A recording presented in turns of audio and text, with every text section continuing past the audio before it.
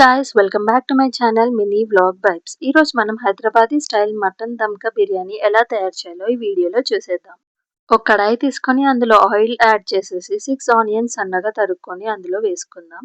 మనకి onions brown colour వచ్చే వరకు ఫ్రై చేసుకుందాం.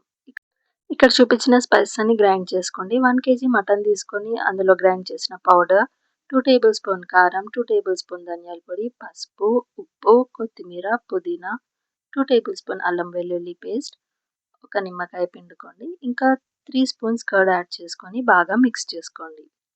ఇన్ కేస్ మీకు కావాలంటే కొత్తిమీర, పుదీనా ఇంకా పచ్చిమిర్చి గ్రైండ్ చేసుకొని ఇలా మిక్స్ చేసుకోవచ్చు. లేదా ఇలా నేను చూపించినట్టు కూడా చేసుకోవచ్చు. ఇంకా అంతా మంచిగా కలుపుకున్న తర్వాత 1 అవర్ వరకు మ్యారినేట్ అవ్వడానికి పక్కన పెట్టేసేయండి. ఆ తర్వాత దాన్నంతా ఒక కుక్కర్‌లో ట్రాన్స్‌ఫర్ చేసేయండి. తర్వాత మనం ఫ్రై చేసిన ఆనియన్స్ కొంచెం ఇందులో వేసుకొని 2 స్పూన్స్ ఆయిల్ ఇంకా 2 స్పూన్స్ ఘీ ఇందులో యాడ్ చేసేసుకోండి. ఇంకా స్టవ్ మీద పెట్టేసుకొని ఆన్ చేసి 6-7 విజిల్స్ వచ్చే వరకు వెయిట్ చేసేద్దాం. ఒక గిన్నెలో కొన్ని వాటర్ వేసుకొని ఇక్కడ చూపించిన స్పైసెస్ అన్నీ యాడ్ చేసేసుకోండి. కొంచెం కొత్తిమీర ఇంకా పుదీనా కూడా యాడ్ చేసుకొని 1 స్పూన్ ఆయిల్ వేసేసేయండి.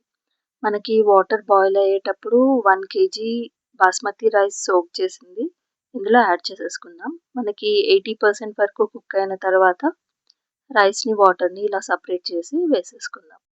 మీరు ఎందులో అయితే దమ్కి పెట్టాలనుకుంటున్నారో ఆ గిన్నె తీసుకొని అందులో ఫస్ట్ ఆయిల్ అప్లై చేసేసి ఆ తర్వాత రైస్ పెట్టేసి ఈవెన్గా స్ప్రెడ్ చేసేసుకోండి. తర్వాత కొన్ని ఫ్రైడ్ ఆనియన్స్ వేసిన తర్వాత మనం మటన్ ఏదైతే బాయిల్ చేసుకున్నామో అది ఇందులో యాడ్ చేసేసుకోండి. ఇంకా మొత్తం లేయరింగ్ లాగా చేసేయండి ఇలా చూపించినట్టు.